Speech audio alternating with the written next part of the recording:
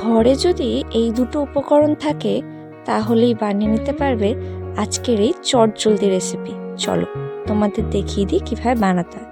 প্রথমেই গোল গোল করে বেগুনগুলোকে টুকরো করে নিতে হবে।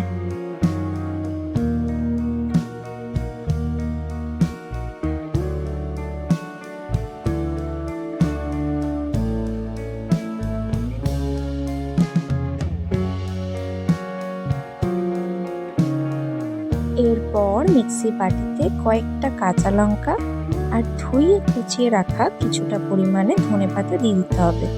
ধনেপাতাটা একটু বেশি পরিমাণেই লাগবে। এবার এর মধ্যে আমরা দিয়ে দেব পরিমাণ মতো নুন আর অল্প একটুখানি চিনি।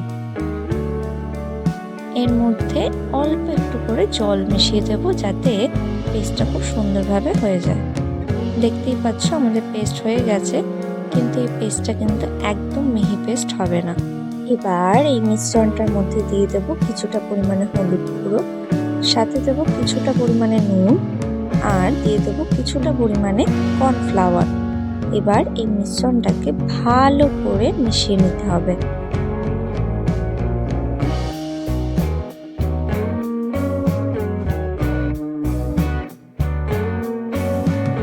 অন্যদিকে কড়াইয়ে কিছুটা পরিমাণ সর্ষের তেল দিয়ে গরম হতে দিতে হবে।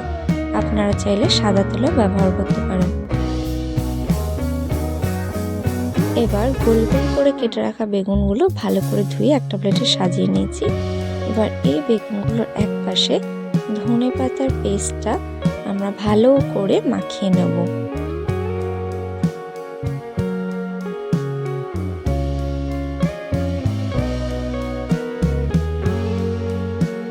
প্রত্যেকটা বেগুনের এক পাশে মশলাটা খুব ভালোভাবে মাখিয়ে নিচ্ছি, দেখতেই পাচ্ছ।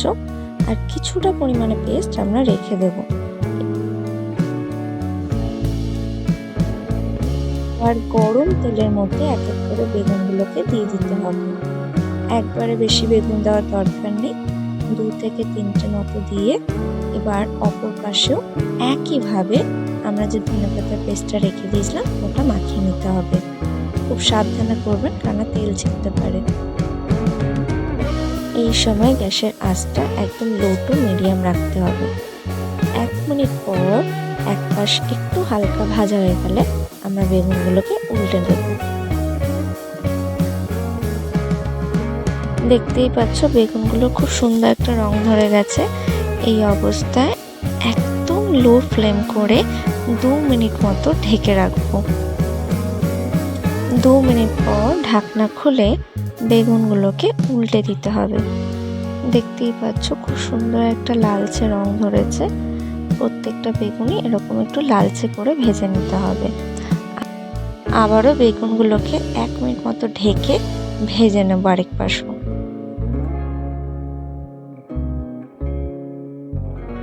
দেখতেই পাচ্ছ আমাদের বেগুন কিন্তু একদম রেডি। দুপাশে খুব ভালো করে ভেজে নিয়েছি কড়া করে, আর খুব সুন্দর একটা গন্ধ বেরোচ্ছে। এবার বেগুনগুলোকে এক এক করে তুলে নেব। দেখে অনেকের বেগুন ভাজাটা পোড়া মনে হলো, এটা কিন্তু একদম পুড়ে যায়নি। ধনেপাতা বাটা দিলে রংটা একটু এরকমই ডার্কিশ মতো আসবে। এবার আমরা বাকি বেগুনগুলোও ভেজে নেব এক এক করে।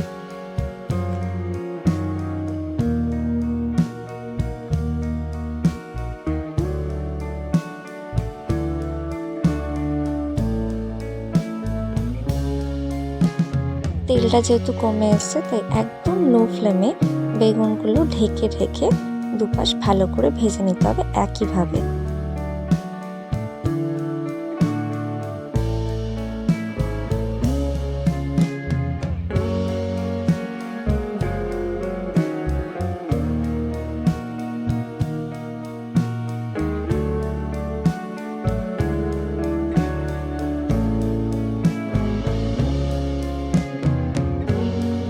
দেখতেই পাচ্ছ বাকি বেগুন দুটো আমাদের ভাজা হয়ে গেছে।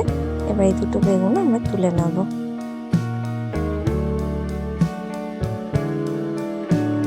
ব্যাস আমাদের রান্না একদম তৈরি।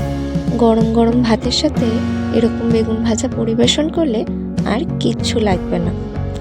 সত্যি বলছি, এই রং গন্ধ স্বাদ যদি যাচাই করতে হয় তাহলে অতি অবশ্যই একবার বাড়িতে বানিয়ে ফেলো। আর আমাকে কিন্তু জানাতে ভুলো না কেমন লাগলো।